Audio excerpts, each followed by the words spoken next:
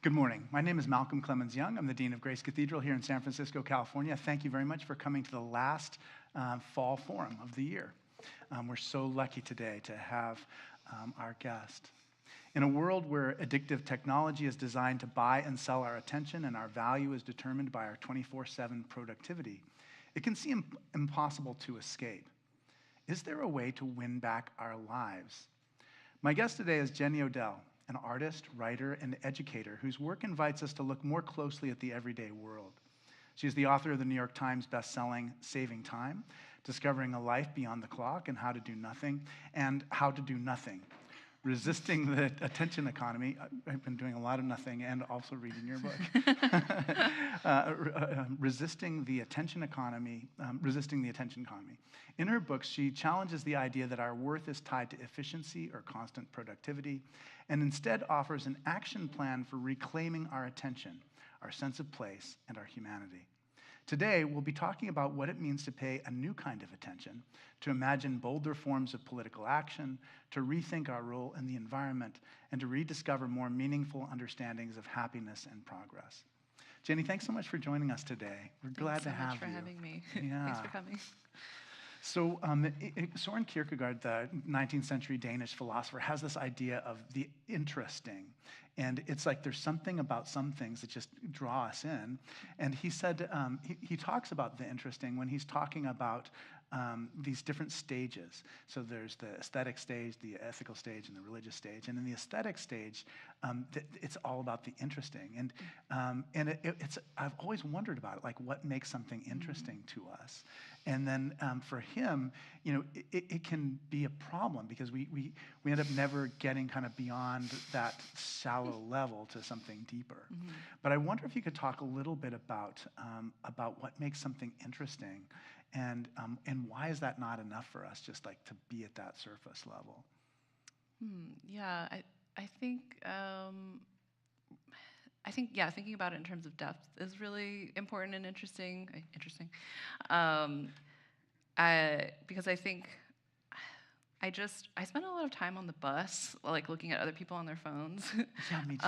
And I'm just sort of like, I'm not snooping, but I can, see what they're doing. And a lot of people are on TikTok. A lot of people will spend like the entire bus ride on TikTok. And I look at like the amount of time that they spend on each video, and I don't have TikTok because I'm scared of it. But it's so short, right? And it's like, I think I'm asking that question on the bus, like what makes a video interesting to that person? And it's like, I think on a very shallow level, maybe it's like something, it's superficially different from what it's sort of, maybe it's a little bit, outside of what you're used to. And then that kind of like wears off, and then you go to the next video. And if it's something that you feel like you already know, then you kind of like skip past it. But there isn't that longer sort of like sustained question of like, why am I looking at this? Or I don't know, there's no sort of like deeper engagement, and like that obviously concerned me when I was writing this book. So yeah, it's funny, as you were talking, I was just thinking about surfing videos are very interesting to me. Mm-hmm. Because everything is perfect. I mean, it's so, like I'll go out to go surfing, and it'll be, rough and blown out and windy and no one's there. And then, turn on my cell phone, and it's just like this perfect glassy wave that's like 7 foot higher than the one that I was surfing most recently. But yeah, I can imagine it has to have something slightly different about it after you get to the 7th video. I just don't do it very often because the same thing. I don't have TikTok because I worry about it. We should all be worried. We should all be worried. Yeah, by the time TikTok came on the scene, I thought, you know what? I don't have to do this one. Same, yeah. So tell us a little bit about the attention economy. Like, what is the attention economy? And then, you wrote this in 2019. I was completely wondering just how things have changed. Oh, yeah. I mean, I think they've gotten worse. But I'll talk about the attention economy. So it is, it's an economy like any other economy. The currency is attention. I would put things like, obviously advertising goes in there. Maybe certain like forms of like algorithmic like targeting, but even things like having a personal brand, or sort of like the logic that like an influencer has to work with, like more views are better, it's numerical. And I think the thing that's really key for me about the attention economy is like the attention in that equation is shallow. It's like what we were just talking about. And I think I really believe that there are many different forms of attention. They feel different. You know when you're experiencing them. And the attention that the attention economy is counting on and sort of like running on is extremely shallow. I mean, all you have to do is think about an ad, right? Like one time, my boyfriend and I just, with morbid curiosity, just went through our Instagram ads together because we were curious about, how they were different. And what you're not supposed to do is like actually like hold on an ad for a long time and look at it. And like, what font did they use? What color did they use? Why is this being served to me? What kinds of assumptions is this ad making about what I want? What is it proposing to me? Like, you're not supposed to do any of that. You're supposed to look at it for 2 seconds and then feel like vaguely inadequate and then buy the thing. So like, the attention in that sort of in the attention economy, it needs to be shallow. The shallower, the better. The better it sort of runs. And obviously, that's like still a problem now. Yeah. I feel like it's, I wrote the book. I started writing the book. I started writing the talk that became the book after the first Trump election, in a moment of crisis, and sort of being online felt untenable in some sort of way at the same time that it was like really drawing people in. And I think that in moments of pain and anxiety and despair, it's very tempting to go somewhere else, right? Like your attention doesn't want to be on that. It wants to go somewhere else. And so it becomes really vulnerable to those kinds of things. Yeah. In the book you write that that doing nothing, you're like, of course, anybody who would get this book doesn't want to do absolutely nothing. But in a way, what you're defining nothing as is like a way of disengaging from that attention economy. And I wonder if you can talk about how different people do that. I think you and I do it by being connected to the natural environment that's around us. But I wonder how other people kind of disconnect from that, or maybe there aren't that many people disconnecting from it. Yeah, I mean, it's hard to know. I do like talking to people about it. I met someone who likes to take a cold shower at 4 a.m, which I would never do. But Right. but one thing that I do think, having talked to a lot of folks about it, something that I noticed a lot of different people's practices have in common, including taking a cold shower at 4 a.m, is that they're re-embodying. Yeah. So things like live performance come up a lot. Like that's certainly one for me, where that's very different, obviously, from even, I love going to the movies, but it's different from a film, and it's certainly different from TikTok, where you are a body in the space with other bodies, and sort of it's very much about the awareness, not just of the performance, but the audience as well. You're all in the room together. And so I just noticed that, things in that category for a lot of people tend to be things that put you back in your body, and then back, and thus, back in the environment, and sort of sensitize you to your interactions with that environment, as a sort of, in opposition to how I think a lot of us might spend our days, depending on your work, which is like very cerebral. You kind of forget that you have a body. Something that I think about a lot is just the bodily experience of using a phone for a long time. It's so small.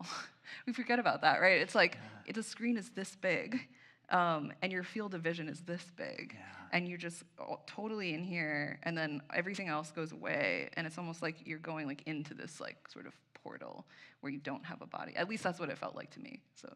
Yeah, it was interesting for me. For all, we're offset in our generation, so we didn't have cell phones and all that stuff. But I did when I was losing my vision. Like in order to like look at your cell phone and get out your reading glasses, that like extra step was just like, so it did have an effect, and it made the cell phones a lot less attractive to me. Yeah. And part of it is I just love books so much that I Yeah. never really totally bought into the cell phone things. But just not being able to read it is part of it. Yeah. Social media, how has that been changing? I think when I read Facebook and Twitter, in your book, just saw the words on the page, I felt like, oh, this means something slightly different than it does to us now today. And I wonder if you can talk a little bit about that, just how social media is changing. Yeah. Well, yeah, Twitter is a really good example. There is a part at the end of How to Do Nothing where I'm talking about something that Dana Boyd called context collapse. And its context collapse is just the total stripping of context, like spatial, temporal, social, historical, from a piece of information. And so in that part of the chapter, I just list, I think it's like 13 things in my It my feels Twitter like 20 feed. things. Yeah. Yeah, It's just everything in your feed. And yeah, they're so disparate. yeah. Just at one time, and it's like, something absolutely terrifying, a joke, a job posting, like a meme. And it's like all mixed together, and it's like like the only word for that is profane, right? Yeah, It's like yeah. so profane, and it's like it just feels like bad for you. And that was in, I was probably 2018. It was summer of 2018. 2018 that Yeah, you yeah, gave the date, I think, even. Like, this yeah. is This is August on this 2018. day, yeah. Yeah. And now, obviously, Twitter is much worse than when I was on it. And I actually just did a book event with Cory Doctorow, who wrote a book called Inshitification, which I don't know if you've come across that term, but it refers to a process that many tech companies have gone through where they offer something that's initially of value, then they sort of like squeeze the users, they squeeze the business partners, and then stage 3 is like a giant pile of shit. Sorry, I don't know if I'm allowed to No, it's okay. You're swear totally here. right. This is Yeah. appropriate for here. And then, but everyone's locked in at that point. So, like, for example, you have to use LinkedIn to get a job, right? Like, to look for work. But the feed of LinkedIn is like AI slop. And so we're all just, I think he says, like, we're all trapped in the dead carcasses of, like, these tech products.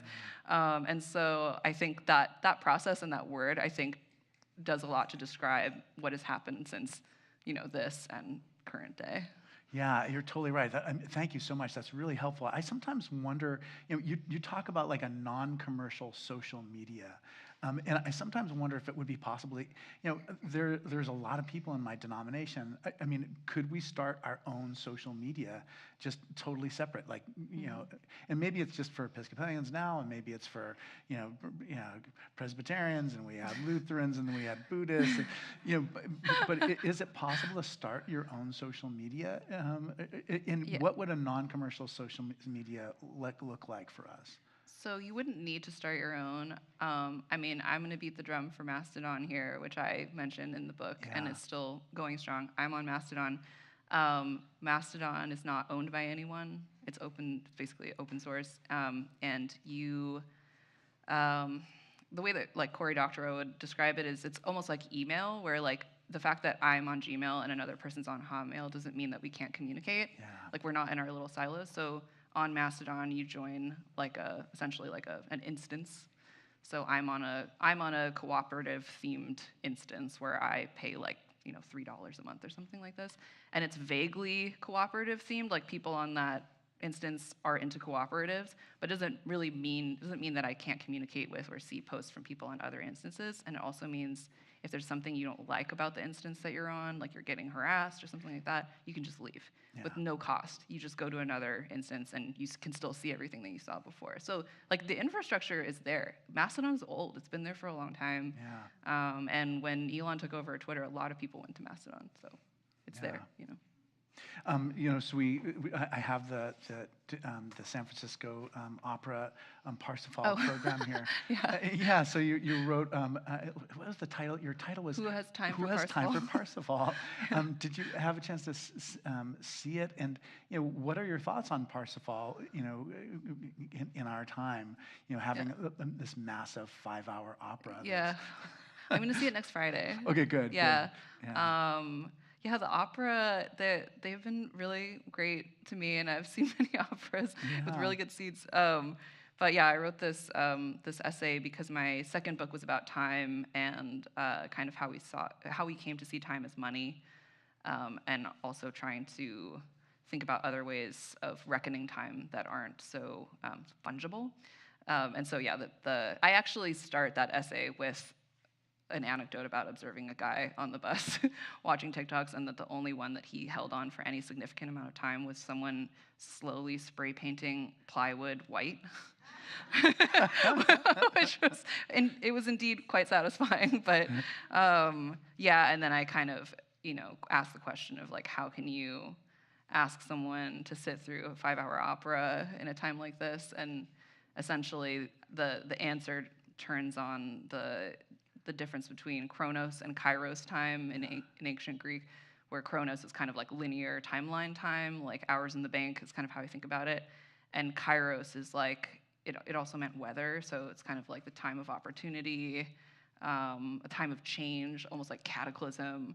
And a lot of people have drawn parallels between live performance and kairos because, as one of the scholars that I quote puts it, it's like you kind of walk in off the street out of chronos and into a space that has been set up and scheduled and all of that, in which you can experience kairos. So to me, it's not, if you think about it that way, it's not like, it doesn't seem as expensive to ask someone to do something for 5 hours. Yeah. It's more of an escape from chronos. Yeah, and then just in terms of expensive, I mean, what it takes to put that on too. Mm-hmm. Oh yeah. You know, so we talk about chronos and kairos. It's kind of like a thing you hear in sermons too much. Do you know what I mean? It's just like I believe it. Yeah. Yeah, you know what I mean? Because like once you get it, you got it, and you don't Yeah. need the preacher to say it again. But we do say it a lot as preachers because because we're reading a Greek text. I mean, so the word kairos comes up. So, yeah. You know, and then so it definitely is. It's like the moment, the pregnant moment, versus like the chronological, the seconds, minutes, time, totally. hour, time. You know, we have I was thinking about just the way we have experiences of time that change. Like, so we have an experience of time kind of spreading out and getting tighter, and we definitely had that experience in COVID. I think it really had an effect on our time. But maybe you can talk a little bit about how you had the idea to start writing about saving time. Like, how did time and attention, these two thoughts, kind of become kind of your area of expertise? Well, I don't know if I have expertise, but I have a lot of questions about them, and I followed those questions, and I just ended up with other questions. But I actually didn't realize this until, like, I'd already, signed the contract and was supposed to be working on saving time. I found an old journal where I had been at some cabin that didn't have cell reception. It's actually mentioned in How to Do Nothing that I went to a cabin and I didn't realize I didn't have cell reception. And I was there to try to start working on the proposal for How to Do Nothing. And I had a piece of paper that was divided in two, and it said How to Do Nothing in Space and How to Do Nothing in Time. And I totally forgot about that. And looking back at it, this is How to Do Nothing in Space. Because I talk about bioregionalism and, sort of being aware of your environment. I mean, I do have historical examples, but really that's what it ended up being. So I think of saving time as kind of like the long-lost twin of How to Do Nothing. And I think, so it's kind of already there. And then something that sort of pushed it even further was that a lot of people who read How to Do Nothing had questions about time. Because I talk about a park, and that's also spatial, right? This is a space that you can go to in order to not be a worker, in order to not be a consumer, in order to have encounters. But in order to do that, you don't just need the park, you need time. So it kind of was like this hanging thing at the end that I felt like I needed to. I loved How to Do Nothing. It was like a total page turner for me. I just think of all the people who came up in there. I mean, Martin Buber. We have an image of Martin Buber in the stained glass windows, and Henry David Thoreau and Merle Euclid, and the performance artists. Merle, we were talking before we came on the stage about Merle Euclid, and she and I did a sudden oak death thing at Montalvo. But I wonder if you can talk about other like performance artists that are interesting, or even Merle Euclid if you want. Yeah, I mean, she was a huge inspiration to me, and there's a great documentary about her that just came out. I haven't even seen it. Yeah, I think this past year, that I really recommend. I think it's just called Maintenance Artist. But I came across her work in grad school because I went to school for art, and I was just, obviously I remembered it, many, many years later when I was thinking about this topic. I just feel like it was so evocative. There's the image of the artist, like washing the steps of the place where the exhibition is taking place, and also writing a manifesto about maintenance works in which she says, my work is the work. Like, I will simply perform the duties of a mother, and that is the work. And so I think there's something very, I think I'm sort of obsessed with reframing devices in general, like that other artists provide, or myself trying to create them. And I think she really does that. Like, it's very much about language, like what do we call things, and then how do we value them, and why is this work not recognized as work? And that's another thing that obviously gets picked up in saving time as well. But the other performance artist that I mentioned in How to Do Nothing is Pilvi Takala, who was Yes. a performance artist who got a job at Deloitte as an intern, and then proceeded to do nothing, like just sit at her desk and not do anything, and then she would ride the elevators up and down.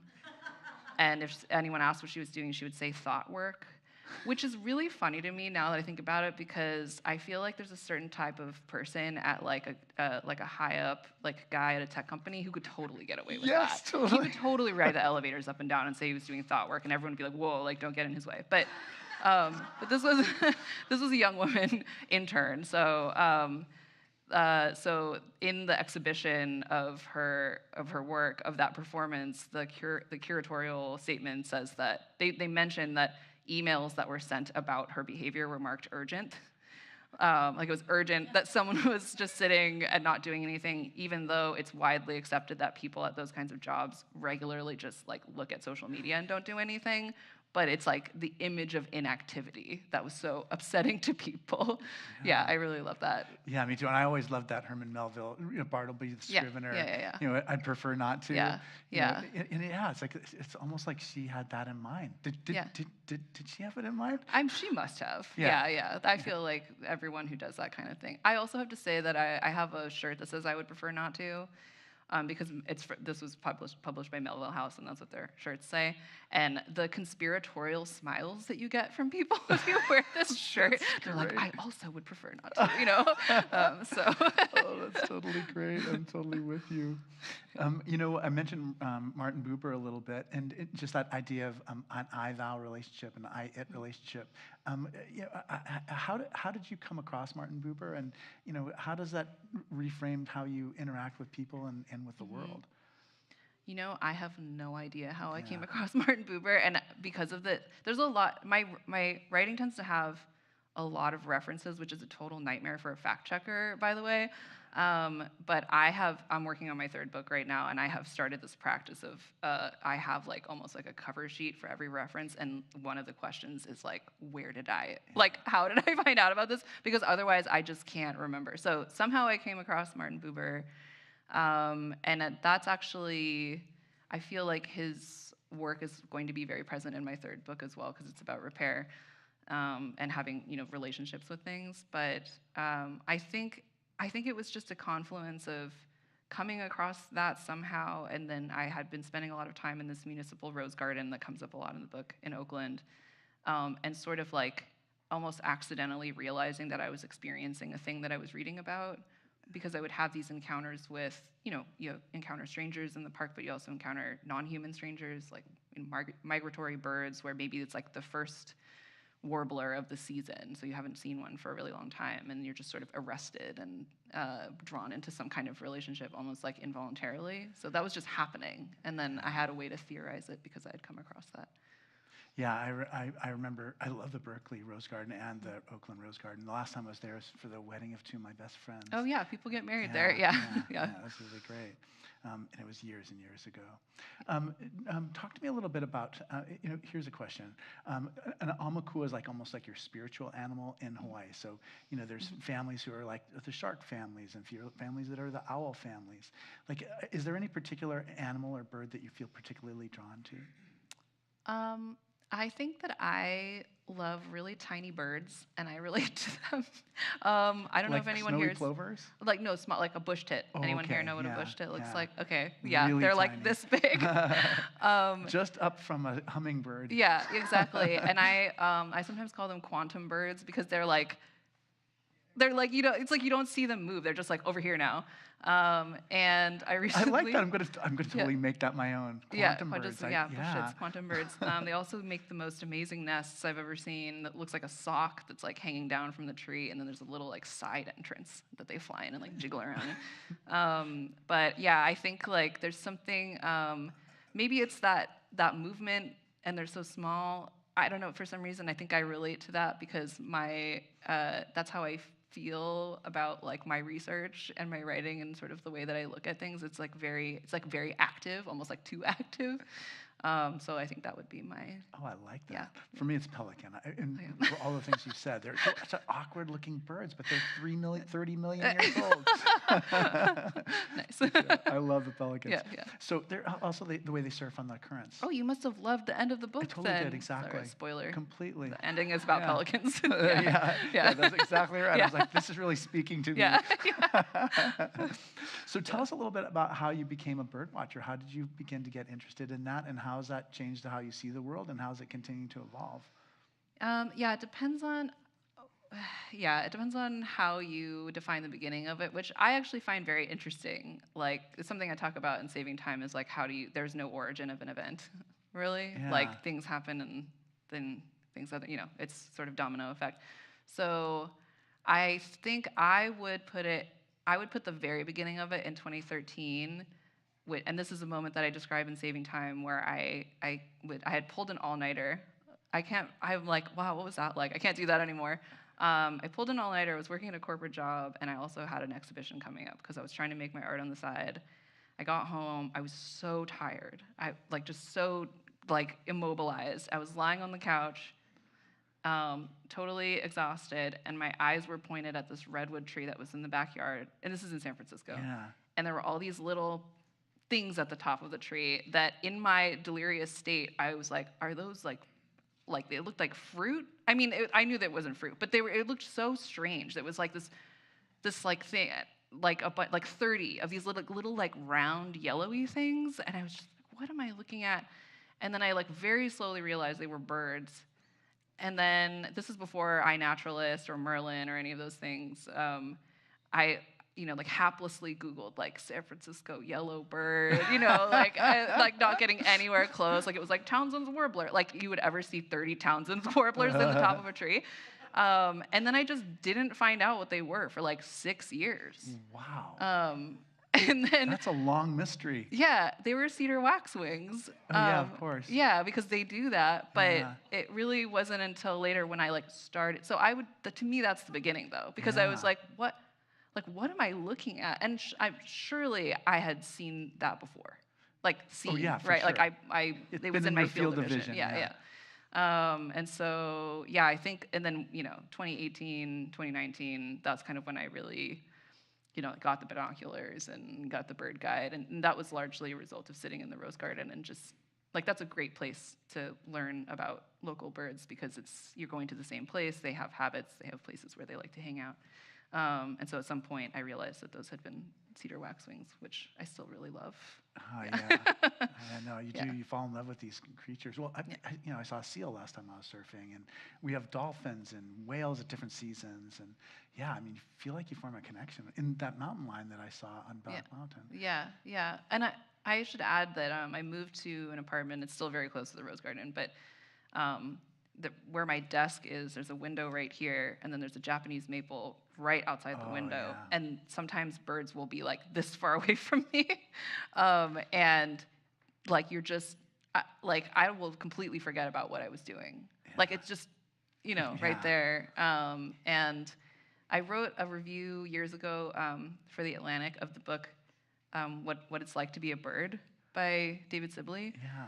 And a lot of that review is me reflecting on moving from seeing, the checklist form of birding where it's kind of it's a noun to sort of seeing it as a verb. What is the bird doing? And it's always doing something different. I've seen birds that I thought I knew doing very strange things, 6 years later. So I think that's how it sort of changed for me. Yeah. Is there anything about the natural history of Northern California that you think more people should know about, or that you're surprised that people don't notice? Well, there's something I'm surprised I didn't notice until I learned it very recently. I grew up in the Bay Area, so I have observed, I've been in similar spaces for my entire life. I recently learned more about what our seasons actually are, and I sort of touch on this in Saving Time that the 4-season sort of model, which is very European, it sort of got exported with a lot of other ideas about time to other places where it doesn't really map. So I mean, anyone here knows, like, if you really think about it for any amount of time, like, we don't have 4 seasons, right? Like, we don't have, like, spring, summer, fall. Like, it just, like, everything's really green right now, but it's winter, right? So I learned a lot about how basically right now, or after the first rains, is, like, our spring. Yeah. And then there's kind of, like, spring 2. Right. And then ecologically, summer is kind of like winter. I mean, our summer is kind of like winter because everything goes dormant. All of our native plants are adapted for, hot, very little water. They'll either kind of go underground Yeah, or I think of California buckeye trees. exactly. Yeah. So I was just, and I when I learned that, I was like, yeah, obviously, that's what I've been seeing my entire life. The hill, like, I used to live within view of Bernal Hill, and it's like the hill would be green, and then it would be brown, and like it would happen at certain times of year, and it just really doesn't map to that 4-season kind of. Yeah, I mean, thing. I almost think of it in terms of like semesters. Like there's the fall semester and the spring semester, and then there's summer, which has got that fog season. Yeah, exactly. But yeah, I definitely think about that all the time. Our seasons are so different, and September and October are really different from each other. Exactly. Yeah. Yeah, so that like the border seasons have a different. The great upwelling, like when all the bottom ocean comes to the top, it's like its own season. Yeah. So you mentioned that the idea of bioregionalism is really important in how to do nothing. How did you come across that idea, and how do you think it's useful for ordinary people to see themselves in bioregionalistic terms? That's another one that I don't have any idea how maybe I'll just say in general, I was working at Stanford at the time. I was teaching art. I had access to the Stanford Library, which is a great library. And I think I just had all these sort of like paths of inquiry. And what I remember about that time was being in the stacks and going to all of these disparate sections and being convinced that I was the only person that had ever done that particular path, because, like labor history was like in the basement, and then like, ecology was like on the 3rd floor, and like, just all these kinds of different configurations of stuff. So that it all happened in that time, and it's all kind of like a fog, so I don't remember, but I think things were kind of like setting off other things.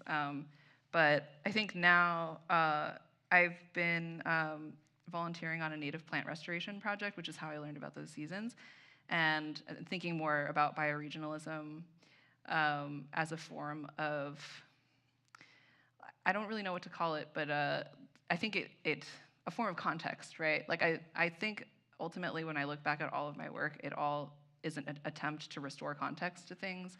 Even when I was an artist in residence at the dump, my project was just researching 200 discarded objects and sort of trying to restore context to them. And I think bioregionalism for me has a similar effect, where it's like, okay, I'm not just anywhere. It's like they're opposite of real estate, right? Or like square footage, or like a sort of fungible notion of space. It's like this spot is different from all other spots. There are like microclimates, microregions, there's subspecies, like there are things that are very specific to particular places. And for me, that volunteering project has been a way to sort of be in touch with the like highly specific character of that place, but also to understand how it's part of a bigger, network, ecological network. So I think, I don't know, for me, it provides a model for things that I think we ordinarily have a hard time thinking about, like difference without boundaries, context, and also how something local is connected to something bigger. Like these are all things that we need help thinking about, and you can see them all in bioregionalism. Yeah, and each place is a one of a kind. I think it's easy for us to not realize that. Yeah. Tell me what do you think of the differences between, say, like the foothills of the Black Mountain where you grew up and the Oakland Hills where you spend most of your time now? Like, how do they feel different or are different for you? I think of them as like cousins. Yeah. Yeah, basically, yeah. There are a lot of species in common, but I think it's drier over here in the East Bay Hills. Yeah. I could be wrong about that, but it feels drier to me, and there's just there's definitely an overlap. Like part of it is like one's looking east and one's looking west. Yeah, exactly. So you're on the eastern side of the hills when you're on the peninsula. Yeah. And just like topographically, they're different. The place where I've been doing the volunteering is very volcanic, so the soil is different. Whereas, I mean, I have, if you ever see like, I don't know if it's like online anywhere, but if you ever see like a Zoom interview with me where I'm at home, there's like this crazy map behind my head that's it's a geological map of San Mateo County. So you can see the fault because everything is a different color, and then you can just see how complicated the geology is. Yeah. So that's behind my head, but what you don't see is that on the opposite wall, there's the same size geological map of the Oakland Hills. Which is also very complicated, but it's totally different colors. So geologically, and geomorphologically, they're quite different. And so I definitely feel, that's why I call them cousins, because they feel very related, but they also, sometimes I feel like they could not be more different when I spend time in them. Yeah, probably there's like a little bit of a rain shadow with Black Mountain, and then Oakland probably gets more of the fog coming directly through the Golden Gate. But yeah, they feel different to me too, and even different seasons feel different. Yeah, I think, I love those two places. They're great. Yeah. You mentioned your project when you were the artist in residence at the Dump. Can you describe some of your other artwork? And just like your journey as an artist. Yeah, so I started out making collages and other sorts of pieces from sort of like secondhand online imagery. So Google Satellite View, I would make collections of 125 swimming pools that were painstakingly cut out. I recently, I gave a talk online, and one of the questions was like, can you speak to the obsessive quality of your work? And I was like, that's so obvious, but I literally never thought about that. I was too busy being obsessive to think about why I was doing that. 1,300 wastewater treatment plant, components. So I have a lot of collages that are like that, and just lots of collections, lots of archives. I have a very silly collection called People Younger Than Me Explaining How to Do Things, which is just screenshots from YouTube tutorials of very young people. And it's from 2013, so it's a real time capsule now. Yeah. But it's they're showing you how to brush your teeth or just very obvious things. Kind of almost like internet anthropology or something. But through that, I think I discovered that I had some kind of, maybe my obsession was with collecting, but also recontextualizing things or pulling them out of their context in order for someone to sort of look at them in a different way. And so when I arrived at the Dump, my natural impulse was to collect things from the pile, as we called it. It's like the public disposal area, and then research them sort of to the point of absurdity. What is this made out of? Why was it made? Where was it made? Is there a commercial for this thing on YouTube? Sort of almost bring it back to life, and then present it as an archive with QR codes, which I feel like I was very ahead of my time. It's the QR codes, 2015. And you could scan them with your phone and sort of get the entire, report on this thing. A lot of my work has that, had and has that character. Yeah, it's interesting to think about what connects your work on the page with your other artistic There's definitely a collecting impulse, and something that I think about a lot is juxtaposition, the power that you can exhibit or that you can exercise through choosing and then combining, and particularly across boundaries or across disciplinary boundaries. And I don't know, but sometimes I feel I'm biracial. Sometimes I wonder if I feel more comfortable with sort of in between things, making things not fit into a category feels natural to me. And so I really Saving Time has very academic references, but it also has a Beavis and Butthead quote. Yeah. That I'm very proud of. And I'm not just doing that to do it, but I'm doing it because I need to say something, but I'm also apparently willing to be very irreverent about my sources. Yeah. Yeah, it's interesting, and that is part of like with the exploration of how to do nothing. One of the sections in there is about David Hockney's 7 Yorkshire landscape or 6 Yorkshire landscape, 7, yeah, 7 yeah. Yorkshire landscape. When they had that at the DeYoung, I just Yeah. was riveted by it. I Yeah. loved it. Yeah. Like, what other things would I do you think I might like if I liked that so much? I think if you could get to, and I don't know if anyone here saw that piece when it was up at Yeah. the DeYoung, but 7 Yorkshire Landscapes was a video piece where David Hockney mounted a bunch of cameras to the side of a car and drove down like a sort of country road in the UK that's very full of foliage.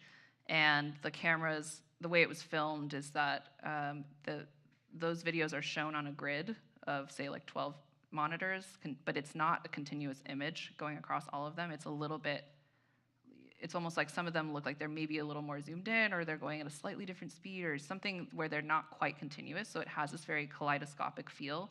And as he puts it, it sort of tricks you into looking at it. Because he's like, he's like, all that's happening here is that a car is slowly going past a bush. Is like how he describes it. But he tricks you into looking at it simply through the structure of how it's filmed, and it's very engaging. I found when I gave a talk about that, I was looking for videos of it, and I found one of some children who were just like someone's YouTube video of their kids just like running around, like back and forth, just like looking at it, and they're so excited.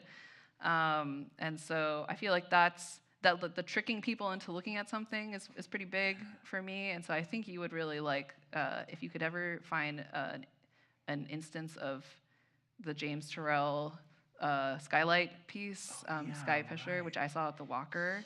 Yeah. It's like a room where you go inside, the sort of seating. Yeah. It's at an almost like angle so that you can sit like this, and then Yeah. there's a tiny little perfect square skylight. Yes, I saw something like that at the DeYoung in the garden. Yeah, I mean, it might have been that. But I love that because, what's more accessible to vision than the sky? It's always there. You can go outside any day. We could go right now and look at the sky, but there's like something about the square and the size of the square and the position that makes not only the color of blue more Vivid. but also the shape of the clouds, the speed of the clouds, the form of the clouds. Like I went on 3 different days at the Walker, and they were completely different. So The photograph that's on your website is a picture of clouds. Yeah, And yeah. I was like, oh, I love those horsetail clouds. Yeah, We don't get them during every season of the year. And that's another thing about our sky just looks so different. Like you could see the stars in San Francisco last night, and we went 4 months without being able to see stars in San Francisco. Yeah. Yeah, I love that. We have a practice where we take questions from our audience. And so if anyone has questions, Rebecca Nessa will collect those questions. Could you talk a few about teachers who influenced you, or people who inspired you, or, how did you find your way to this place where you are today? Yeah, I have to mention my friend John Choptaw, who's a poet in Berkeley. And he did the Emily Dickinson. Yes, he's also a scholar of Emily Dickinson. And when I was in undergrad at Berkeley, I took, I think, 3 or 4 classes with him, one of which was a class about, it was a poetry writing class. One was, I think, just about, we were studying poetry. And then I wrote my thesis on Emily Dickinson, so he was also my advisor. And when I was writing How to Do Nothing, I got to a part where I felt like I needed to talk about Emily Dickinson. And I contacted him, like, out of the blue. It had been many years at that point. And we got back in touch, and now we're quite good friends. I wrote the foreword for his recent poetry book. But he obviously had a very large, and continues to have a large influence on me in terms of thinking about poetics, because something that I think is important for me that's also a challenge in just the current sort of media environment. I'm not just trying to write nonfiction. It's called nonfiction. It's sold in the nonfiction. It's often put in the self-help section. I mean, I love going to bookstores and seeing where they put How to Do Nothing, because I've seen it in self-help, like current affairs, like economics, religion and spirituality, Fits better in there than any of the other Yeah, aforementioned categories, I'll say. Yeah, there's some really weird ones. In Berlin, it was in anti-capitalism. Oh, I Was love a whole that. section. So Sehr gut. yeah, so I, like I'm trying to do something kind of weird, and I think that he early on and still does help me. He's very encouraging in terms of recognizing what it is that I'm trying to do, and that it is in part a poetic project, and being like, that's, you're allowed to do that, and even if it gets distorted by marketing or whatever, it ends up on the Target.com collection for self-help products, self-care, which has happened. Like, that's not my problem. Like I am doing something else. So yeah. Yeah, that's funny. What other classes did you take at Berkeley that like you remember that influenced you? Yeah. I mean, I took a critical theory class that introduced me to Walter Benjamin. Oh yeah, right. And you mentioned Walter Benjamin there's in a here. epigraph. I think in here it's a Walter Benjamin quote, and it's still, I'm thinking about him a lot for my current book. So certain things that I was introduced to, but also like I took a drawing class that taught me a lot about observation. Wow. And I took some biology classes that I'm thinking about a lot right now because of all the landscape restoration stuff. So and then I would say there was an amazing urban studies class that I took that I've met other people who were in this class, and we all remember this class, and none of us were urban studies majors, and I actually saved the reader from that class, and I referenced it in How to Do Nothing, because we talked a lot about sort of the production of space, and I think because I grew up in the South Bay, I was very hungry for ways to describe what I felt was wrong with that space and how ahistorical it was, and why why I grew up so much like in opposition to the mall, and like I love parks and That place R.I.P. was insane. It's funny. It reminds me a little bit of Rebecca Solnit's book Wanderlust. She was on our program. Yeah, absolutely. But man, I love that book. That was one of my favorite books. I remember when I read it, I just opened it. So to think about the history of these suburban landscapes. All right, well, I'm talking too much. We've got to ask these questions. Okay, I am a law school student. Doing nothing is not an option. I love that. Doing nothing is not an option. Do you have any suggestions? A great question. I'm a law student. What do you do when you're like your academic world is demanding everything, or your job is demanding everything? What do you do when you still want to do nothing but you can't? Yeah, I guess I have like a short-term answer and a long-term answer. And the short-term answer is actually something that Gia Tolentino said during the book launch for Saving Time when we were in conversation, and she said, sometimes like you just have to be on, like I know this from my own like experience, and also having many friends who make art, where maybe you've been toiling for a really long time, and then suddenly you get attention, and this is like the spotlight is on you, and like you just gotta go, like there's no like, that's just how it is, but that's a short-term thing, right? Like obviously you can't be doing that forever, like you will burn out, but I do think for me there has been something helpful in the sort of like, okay, like just recognizing sometimes you're just in a period of time where it's just going to be like this, and hopefully like there's some rest in the future. I would say long-term, there's a quote that a Spanish journalist told me that I include in Saving Time of, do you need a therapist or do you need a union? And I only bring that up because like that question is like the question that so many people live, right? Like day to day. And I think a lot of it's very complicated to think through where the boundary is between individual response to something and then the need for collective, like you only have so much power, right? Like you can make adjustments. You can sort of try to make yourself more comfortable to a degree, or maybe not. Maybe you don't even have you don't have that leeway. At which point, like the only sort of remaining course of action is to go beyond yourself. And the word union is just, if you think about like just what that word is, right? It's just like more than one person like working together to sort of push on something. So it is something that I thought about a lot.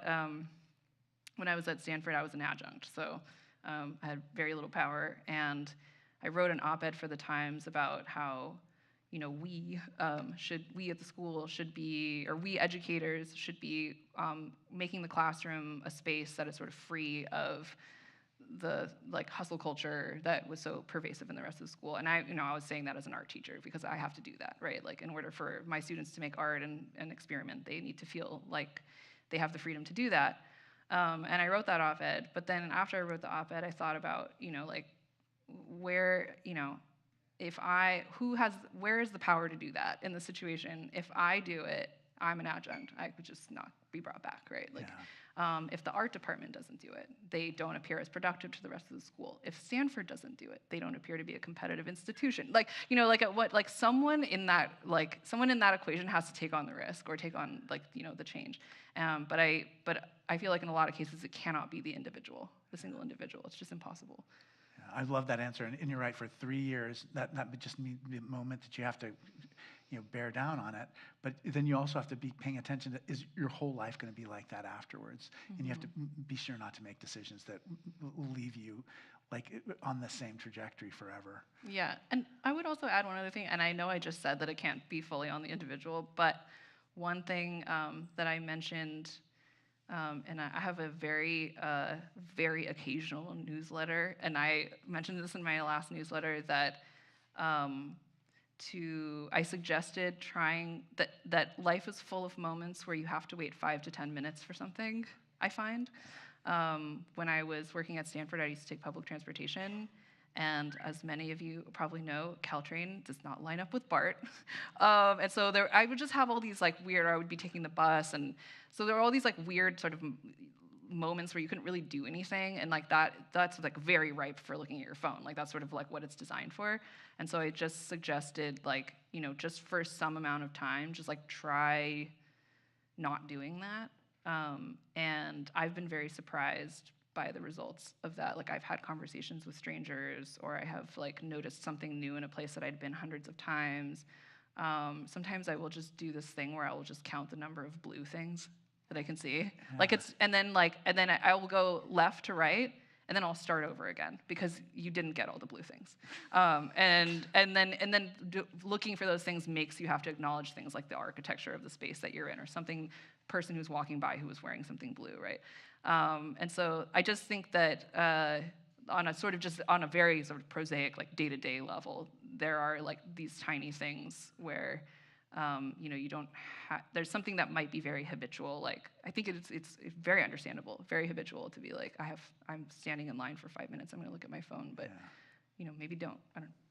Yeah, I can't tell you how many times I'm the only person in sight that's not looking at my cell phone. It's just amazing. Yeah, just look at other people looking at their phones. Yeah, that's really very interesting. Yeah, I love that. Yeah. What about George O'Keeffe's work and framing sky with various shapes? I'm not familiar with those pieces, but I feel just from the description, it sounds like maybe it's similar in spirit to the. It's another artist who. I mean, I know. I know. No, I'm not saying George O'Keeffe is another artist. I'm saying the person who wrote this. I know who it is. Oh, you know who it is? Okay. I recognize her handwriting. Oh, okay. She is an artist too. Okay. She does. So that's about those big images. To pay attention to things in a new way. Okay, I would love to see those. I need to seek them out. And I also, it makes me think of the other piece that I mentioned in How to Do Nothing, which is called Applause Encouraged, by someone I went to school with, Scott Pollock, where he did I don't know what those are called, those ropes that you use to make people stand in lines. Oh, yeah, right. Stanchions. Yeah, something like that. Stanchions. Yeah, he uses those to mark off an area, and then there's sort of a row of seats, and people are ushered in. Yeah. You're not supposed to use your phone. You watch the sunset, you applaud, and refreshments are served afterwards. And that's obviously, that's a framing in time and space, but that's yet another framing around the sky, right? Yeah, that was in your John Cage section. That was so cool. Speaking of performance artists, thoughts on Marina Abramovich's performance piece, Staring into Each Other. Oh, yeah.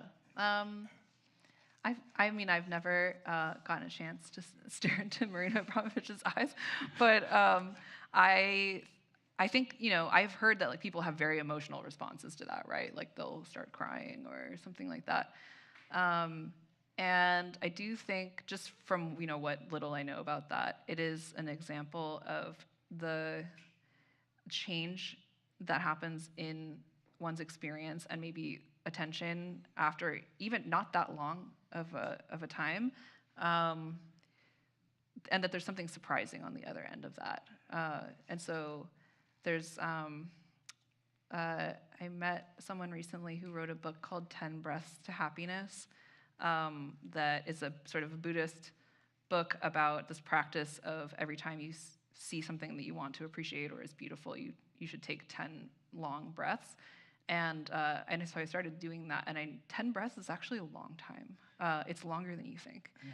I think if you, now that you're hearing it, you're probably thinking of about 3 breaths is the amount of time that you're thinking about. But if you actually do it, it's quite a long time. It's kind of hard to do in public, because it's like a bird in a tree. You're just gonna be standing there for a while.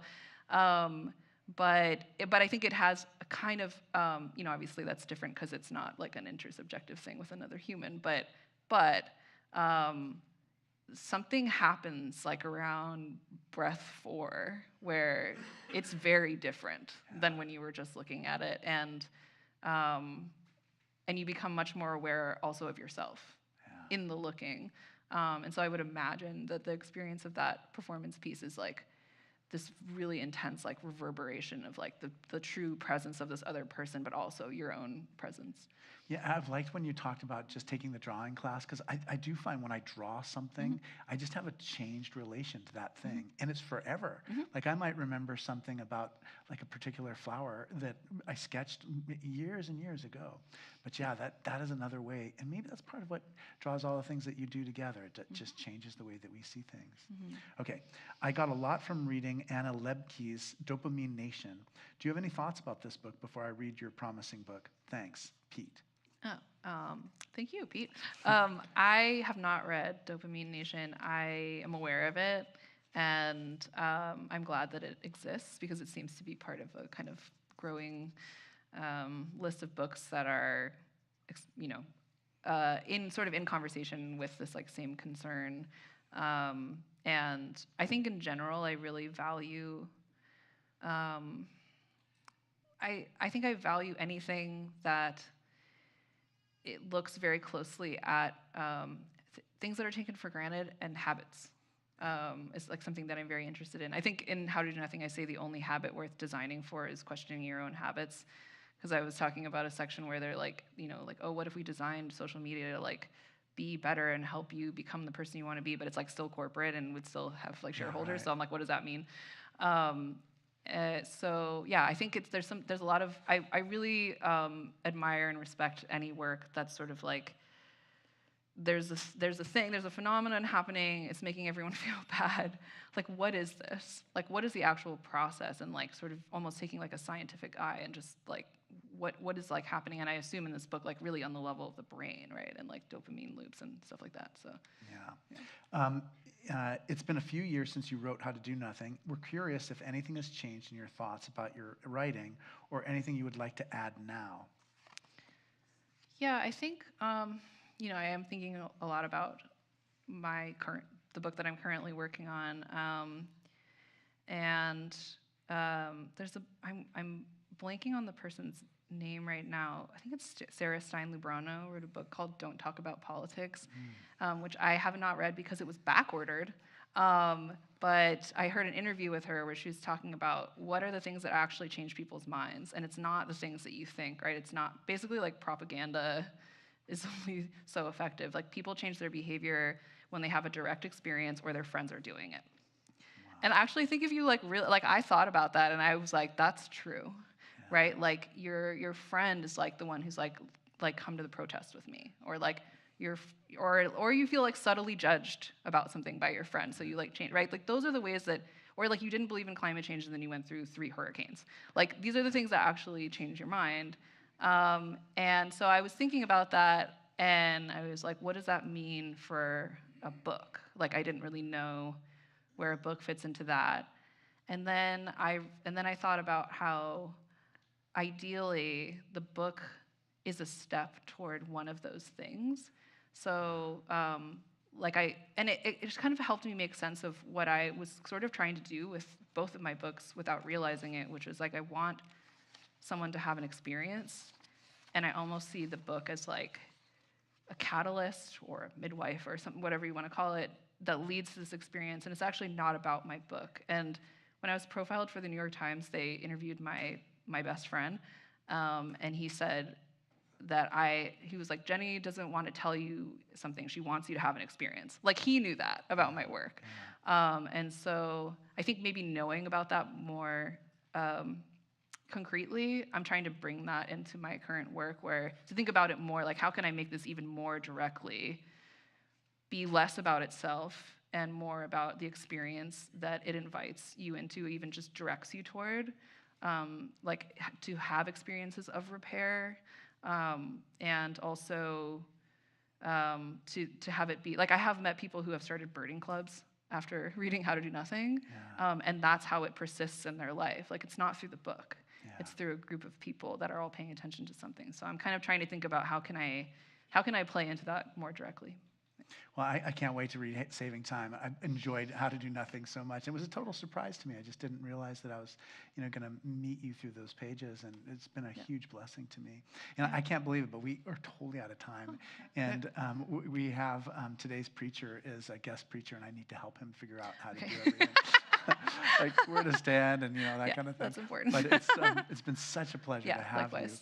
you. The forum is going on hiatus until January. We hope to see you in December for one of our Christmas concerts or services.